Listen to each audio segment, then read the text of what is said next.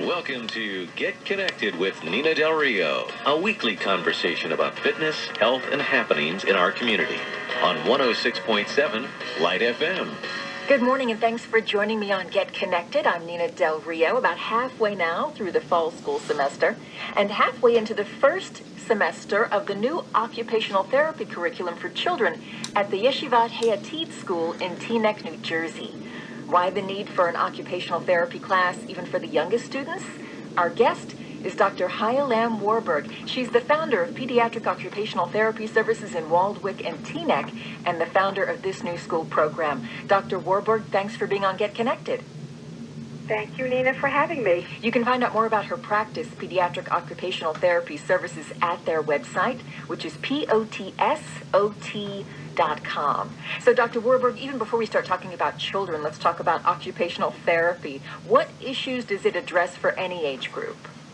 Okay, so the goal of the occupational therapist for any age group is to bridge the gap between what people are supposed to do in their everyday lives and what they're able to do. So we're talking about different behaviors, how people work around objects and in their physical spaces? All of the above. So for children, we're trying to bridge the gap between what we expect of them, both at home, at school, and the community, and the capacities that they have. So, for example, children are supposed to, at a certain age, get dressed, get in the car, feed themselves, sit in school, play with friends, focus and attend in school. And those are some of the functional tasks that kids need to be able to do. So you're addressing issues that before they exist, or for kids who probably have a little bit of a delay? That is a very excellent, loaded question. So traditionally, we're working with children who've shown a delay, a gap that's become apparent in some functional task. But what we're trying to do now in Yeshivat Hayatid is to proactively fill in gaps that we anticipate may be happening so that they don't emerge and children stay on track. And how did that partnership happen? Did they see a need for it? That partnership happened because they built a sensory gym in their school very similar to the sensory gym in my practice. And they're right around the corner, and it became a natural alliance. And as we did a fine motor boot camp last year that parents or teachers could sign up for, the results indicated that if we provided this, or the results suggested that if we provided this proactively rather than as a stopgap measure, children would develop more typically, and the gaps that we see emerging wouldn't happen, and gaps that happen today that maybe wouldn't have happened 20 years ago. When you're talking about gaps that might not have happened 20 years ago, I think the first thing people think of is, well, screen time might have gotten in the way. You've been doing this work for a really long time, since 1976. Mm-hmm. Over time, how have the development of screens and how kids are living today changed their development of specifically like their fine motor skills? I think dramatically for two reasons. One is what they're doing when they're doing screens, and more importantly, it's what they're not doing. So children develop through sensory motor play, meaning they use their bodies really creatively. They run, they hop, they skip, they play pretend, they build forts, they do arts and crafts. They experience the world through their bodies and thus through their minds. Children who are on screens are not getting that rich variety of sensory input and feeling things and textures and smelling them and experiencing them and manipulating them. So while they're on the screens, they're denying themselves all of that rich sensory motor input that's really the foundation of early childhood development. Our guest is occupational therapist Dr. Hayalam Warburg, founder of Pediatric Occupational Therapy Services. Their website is POTSOT.com. We're talking about the new curriculum she's helped introduce at Yeshivat Hayatid School in Teaneck, New Jersey. You're listening to Get Connected. I'm Nina Del Rio on 106.7 Lite FM. So, what kind of activities are in this new curriculum? So we have, I'd say, two categories of activities.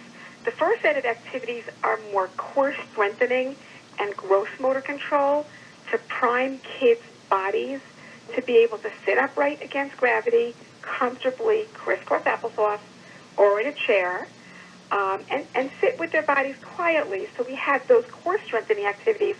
So we might do a human tunnel, or we might do an obstacle course where we're working on kids' muscles from the core, from the inner muscles to the outer muscles, so that they're experiencing movement and strengthening in a developmental progression. So it involves rolling and crawling and jumping and inclines and going through tunnels and hula hoops and zip lines. An unending plethora of activities that are engaging, purposeful, targeted to the needs we see in these specific little bodies. And we'd like to put it all within the theme if we can to make some type of connection. But we can use every kind of tool and game to accomplish that. That's what OT's expertise is. You also do all sorts of skills that underlie handwriting? Yes, we do. So after we finish with the core part and those little bodies are primed for sitting, we'll bring them to a table where they're sitting with their feet flat on the floor appropriately and work on underlying skills of handwriting. So finger isolation, separating the fingers, hand strengthening, using the fingers together in different combinations, cutting activities, maybe coloring on an incline, in a way that naturally will pull out the underlying skills that are important, so that children aren't just writing in an awkward, compensatory manner, but in the way their bodies were designed to work. Someone might say, wouldn't they just pick up these skills later on? Why is it so important to do this when they're little bitty kids? Because when they're little bitty kids, if they're developing, they should be developing these skills typically. But kids aren't doing what they typically did previously. And many children have underlying weaknesses. So when we can put them in positions and give them activities that bring out the underlying skills that should be emerging at this age, they will be much stronger, and I mean that literally and metaphorically. They'll be much stronger students. They'll be much better able to get dressed, to get out of their car seats, etc. And we attempted this program because we find that kids aren't able to execute what they used to do 20 years ago, yet the academic standards for what are expected from 3 and 4-year-olds have ramped up, while the little bodies that we're getting in school seem less prepared to do the kinds of activities we even expected 20 years ago. Is there data that backs this up, that the less development of physical activities has sort of hindered what their minds might be capable of? Or their focus, I could say? Sure. Well, there's a hierarchy of skills. I don't know if there's one single study, but there's a hierarchy of skills that you need to reach academic readiness. And part of what you need for academic readiness, based on the work of Piaget, is sensory motor development. That's the first stage of development. So sensory motor development is what we're promoting in these 4-year-olds. Using their bodies, using touch, using the sense of gravity, sound, sight, pulling all the sensations together so that they can motorically execute things correctly, and then that the feedback they get from doing things accurately makes them stronger and more efficient. What are flexible classrooms, and how does that work to help kids focus? Okay, flexible classrooms really refers to flexible seating. Since kids are much less able to sit up straight, we see them fidgeting and rocking back and forth in their chairs and sliding out of their chairs and wanting to get up and get around and fidgeting endlessly. We have all kinds of ways of helping kids just be able to focus and pay attention because their bodies are solid. So we have wobble chairs and accordion chairs and sitting on therapy balls or Dyson, which is just a sticky kind of substance, or allowing kids to walk around a little bit or lie on their tummies. So when we build in that flexibility so the kids are more comfortable in their bodies, they're better able to focus and attend to what's going on in front of them. This class is weekly. How is the program going thus far in the semester? It's going beautifully. The teachers are extremely enthusiastic, as are the children. They've really They come into the room, they're all excited. We've got just a starting routine, and then they really, really wait to see what's going to happen next. So the half an hour goes by in an absolute whirlwind of activity, and that half an hour has maybe had 2 hours of prep time put into it, just to design the just perfect activities to elicit what we want from these kids, from their bodies. Yeah, my next question would be what are you learning? How do you adapt what you're doing in your private practice to a group curriculum? Very good question. First of all, we had our Fine Motor Boot Camp last year that really kind of led us down this path and to the conclusion that this is something that we should be offering all children rather as an after-school activity. So what we're learning is we have to create activities that will appeal and be engaging for all kids, and that we need enough therapists running the group so that we can individualize our attention to kids who need more help so that they acquire skills in the way that they need to be able to. So even though we're doing a group activity, our therapist's eyes are necessary every minute of the half an hour in order to really make those activities work for each individual child. And what should parents know about how to help their own kids? There are many things parents can do. First of all, I would say limit screen time dramatically in order to make way for other things. Parents should have their kids in the playground using lots of free playtime rather than funneling them into traveling sports teams. Children need unrestricted opportunities for play in order to experience the physical world and strengthen all of the muscles in their body and develop overall coordination, not just dribbling skills or shooting skills. It's great to take advantage of seasons. So with fall, raking leaves, gathering them into baskets, dragging them out to the curb, playing with them, jumping in them uneven surfaces, gives opportunity for kids to feel where their body is in space. All of that heavy work really feeds their nervous system and enables them to develop a sense of proximity and body and strengthens and is strengthening. Shoveling snow, gardening, all of those opportunities for heavy-duty work are things that feed children's sensory motor system. We've had experts on the show in the past who've talked about kids in school anywhere who are disturbed by fluorescent lighting, for sounds, kids on the autism spectrum. How does OT help these kids? So one really important subspecialty of occupational therapy is sensory processing disorder. What we do is we analyze the triggers for kids' behavior, including kids on the autistic spectrum, and we have a 2 or 3-pronged approach. One is to try to modify their environment to become less irritating and enable them to regulate the behavior. But the other is to work with kids to broaden the threshold of what they're able to tolerate. And another is to give the children strategies, not just the classroom strategies, in order to be able to recognize when something is going to be an irritant or an overstimulant, and then give them strategies that they've practiced in order to use at the time that they need it. So there's many ways to approach the sensory issues of children on the spectrum and kids with sensory processing disorder in general. When parents say their kid is a picky eater, before we get to our final question, I wanted to throw this one in. Picky eaters, what's your first thought about that? My first thought is that picky eaters and problem feeders are not the same child. So for me, a child with a real problem has probably less than 20 foods, has eliminated an entire food group, let's say fruits and vegetables, or proteins, or cannot go for 3 days without repeating a food, or limits textures dramatically. Some of the picky eaters are kids who I call eat the 5 beige food diet, like Cheerios, crackers, pretzels, bagels, and maybe bread. And that's really a problem nutritionally.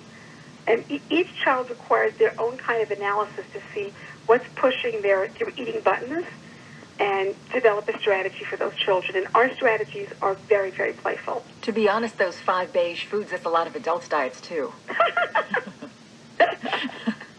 Probably. But probably if you were but adults probably aren't nervous that when they go to a family Thanksgiving dinner that there's going to be nothing for them to eat because they can't tolerate the sights, the smells, and the touch of the food at the table.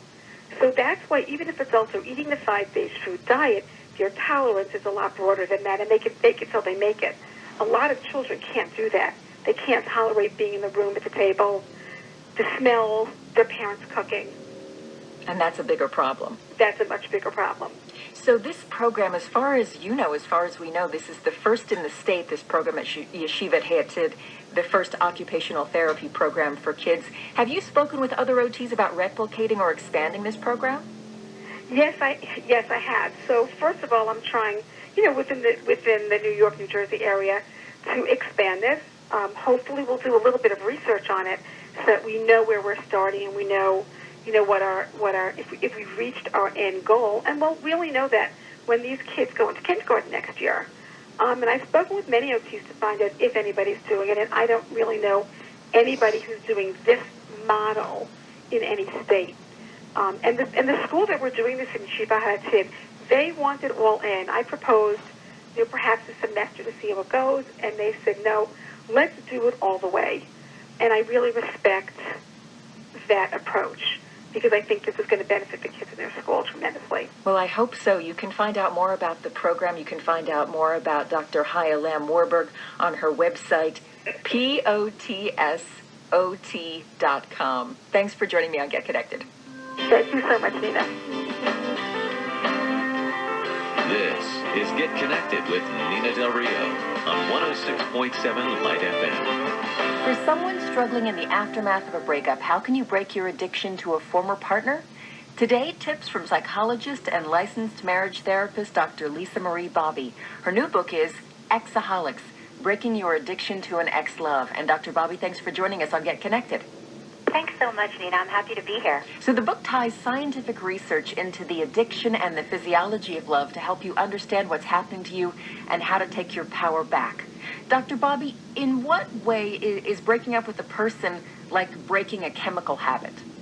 Yeah, what we know now from research, Nina, is that falling in love is a biologically addictive process. And that's because nature built you to bond to another person. And that's wonderful when you're bonding to Mr. or Miss Right. It's a love story. But when it's bonding to Mr. or Ms. Wrong, then it becomes a problem, because when those bonds are broken, it sends you into a withdrawal that is very similar to the withdrawal from any other addictive substance. So it's characterized by obsessions, cravings, and these overwhelming compulsions to want to reconnect with your ex. And it's all biologically driven. Yeah, why do we have a need to be attached in such a way?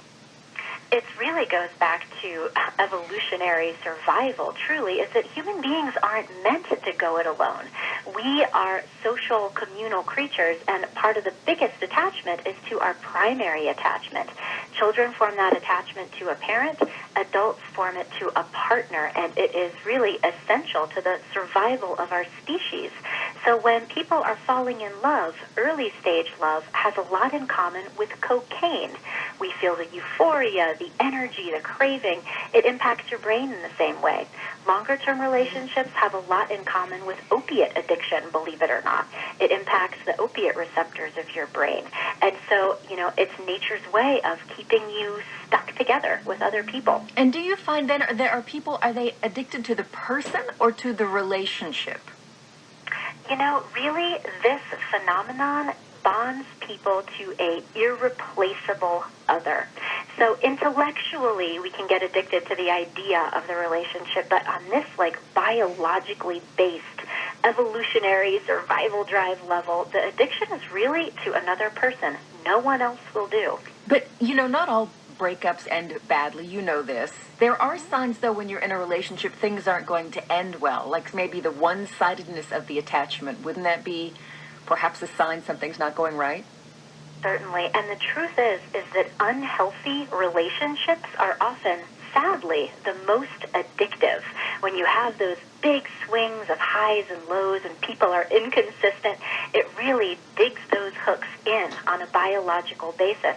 And you bring up a great point. Not all relationships end this way. However, when you have a profound attachment to somebody and the relationship ends, this is the normal experience. If you're not going through this, if you can just walk away, it means you weren't that deeply connected. You didn't care that much. Or you did the emotional work of letting go before the relationship actually ended. Dr. Bobby, you've written this book, Exaholics, Breaking Your Addiction to an Ex-Love, from a personal perspective, in addition to writing it from a professional perspective. But you share your story in the book of a toxic relationship when you were young. What finally brought you out of that moment and allowed you to move forward? You know, Nina, unfortunately for me, like for millions of people all over the world, even though we all go through this, and I shared my story to illustrate that this is everybody that this can happen to, is that when I was 15, there wasn't any guidance. I got the same platitudes that so many other people do. You have to let go, you have to move on, and like so many other people, feeling like there's something wrong with me, because I couldn't do that. So it took me years to kind of drift away from this attachment. But what this book is about is offering people new ideas and an actual system so that they can move through this process much more quickly, because time doesn't heal. You don't just get over it. You have to do the work of recovery, and that is a process. We'll give a little bit of that process in just a moment, but as far as those platitudes go, everybody's heard them. You know, you have to love yourself, he wasn't good enough for you. People are saying them meaning well, but you don't always hear someone else's perspective when you're stuck. As a friend or a family member on the outside, what can you say or do that's actually helpful? I think first of all is having empathy, connecting with your own experience. When you knew you should let it go, but you couldn't, that's how your loved one feels. And so to tell them they should just move on, the only thing it does is shames them and makes them feel like there's something wrong with them. Instead, help educate them, introduce this new idea that they're struggling with an addiction. This is an addictive process. Put a copy of this book in their hands. Use the term exaholics. Once they can understand that what they're going through is normal, they can get the psychological distance to then do the work of healing. But they have to first understand that their continued attachment is a problem. Without these ideas, they don't get that. They just think they should get back together. Dr. Lisa Marie Bobby's book is Exaholics, Breaking Your Addiction to an Ex-Love. You're listening to Get Connected on 106.7 Lite FM. I'm Nina Del Rio. How does social media make a breakup worse? You know, at no other time in history have we had access to more real-time information about what our exes are doing, and it's so problematic because every time you have contact with your ex, whether it's in person or online, it reinforces the addiction. And so in order to really break free, you have to have abstinence. For exaholics, that means not initiating contact with your ex, any kind of contact, in person or online. So when you're ready to really be done and start healing, it means unfriending, unfollowing, blocking, or using the breakup feature, the new breakup feature on Facebook, where you don't get presented with any information about your ex. Then you can start to really heal and let it go. Even when your rational mind tells you that makes perfect sense, or there's no hope in getting back together with someone, why do people linger in hopeless situations? Well, because this biologically based addiction happens on a level of our brain that is so deep, it is much deeper than the logical part of our mind. So even though people know perfectly well the relationship that needs to end, sometimes they're the ones that did the breaking up. They still have this much deeper, more elemental attachment. It's happening on a limbic system part of your brain, and that's why it's so difficult to really let it go, because the emotional part of your mind doesn't listen to reason. In Chapter 8, you talk about the different types of breakups, and it kind of talks about sort of the period of your life when you're experiencing them. For our audience, divorce might be the most common type of breakup. How can someone who is having difficulties with being separated from their ex manage to co-parent successfully? Well, I think that it is difficult, and really to work through the emotional process of healing can make this much easier, because if you're experiencing a lot of anger, a lot of grief, or an intense desire to reconnect emotionally with an ex, it's going to get in the way of being able to calmly co-parent. So do the work the steps, and in the beginning stages, certainly I would strongly suggest not having any contact that isn't directly related to kids or business, and trying to do that by email so that you have time to think, compose your thoughts, and not get sucked into an emotional conversation like on the phone. How do men and women react differently when an important relationship ends? Well, this is a human experience. It's not a male or female experience. Anybody that has the capacity to love is going to have this experience when that love is lost. However, many times women have stronger social networks and attachments to multiple people.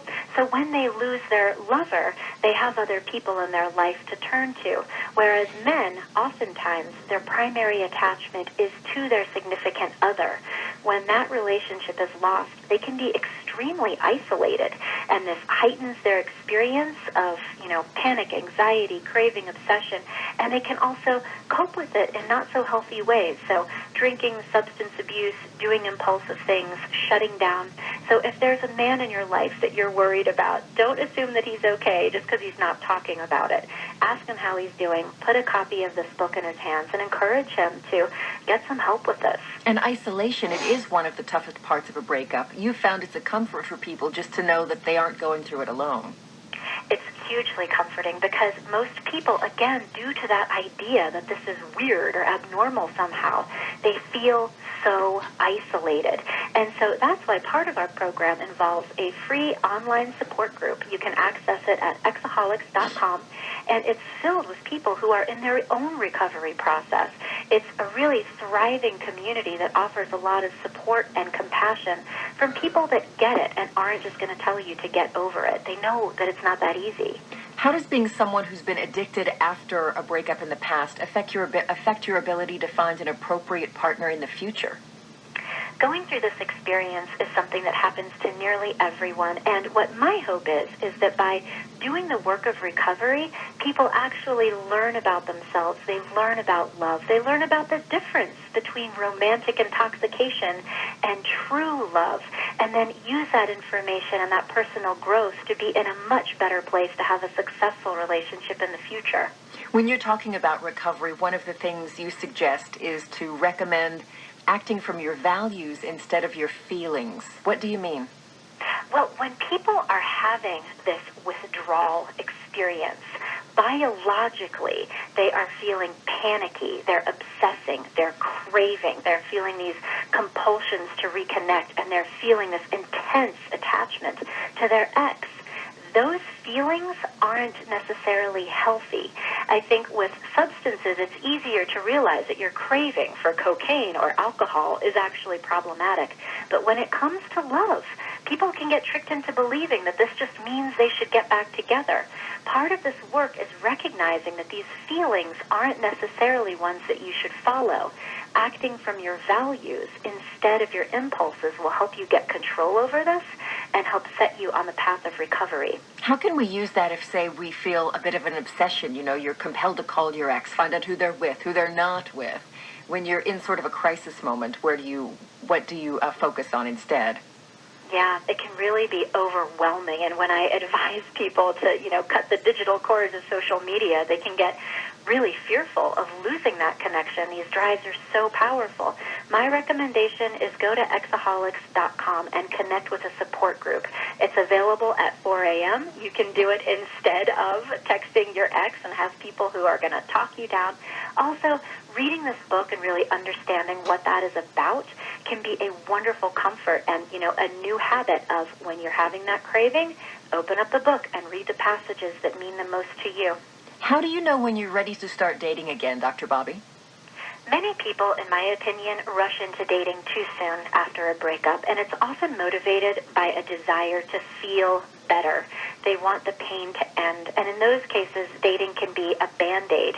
You're ready to date again when you've really done the work of letting go of the old attachment, grieving, making meaning, learning about yourself, learning about your patterns in relationships, what healthy relationships mean to you, and have really let go of the anger, let go of the guilt. When you're in a peaceful space, that's when you're really emotionally available to reconnect with another person. Trying to do it before then is kind of just kicking the can down the road. You're going to have to do this work sooner or later. Might as well do it now. We're speaking with Dr. Lisa Marie Bobby. Her new book is Exaholics, Breaking Your Addiction to an Ex-Love. And your website again? Exaholics.com. This has been Get Connected with Nina Del Rio on 106.7 Lite FM. The views and opinions of our guests do not necessarily reflect the views of the station. If you missed any part of our show or want to share it, visit our website for downloads and podcasts at 106.7litefm.com. Thanks for listening.